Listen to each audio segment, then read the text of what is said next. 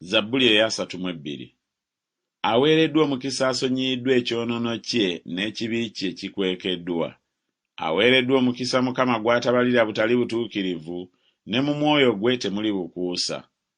Bwe nasirikanga, amagumba gange ne gakaddiwanga olw'okukaaba kwange obudde okuziba. Kubanga emisana n'ekiro omukono gwo gwanzitowereranga, amazzi gange ne gakaliranga ng'olw'omusana ogw'ekyeya. Ne nkwatulira ekibi kyange n'obutali butuukirivu bwange ne sibukweka. Nayogera nti, Mukama n'amwatulira ebyonoono byange, naawe n'onsonyiwa obutali butuukirivu obw'ekibi kyange. Ku lw'ekyo buli atya Katonda akusabenga mu biro by'oyinza okulabikiramu. Mazima mu ntabe z'amazzi amangi tebalituuka gy'ali. Oli bwekweko bwange, ononkuumanga mu kulaba ennaku, ononneetooloozanga ennyimba ez'obulokozi. Naakuyigirizanga, naakulaganga mu kkubo ly'onooyitangamu, naakuteesezanga ebigambo eriiso lyange nga liri ku ggwe.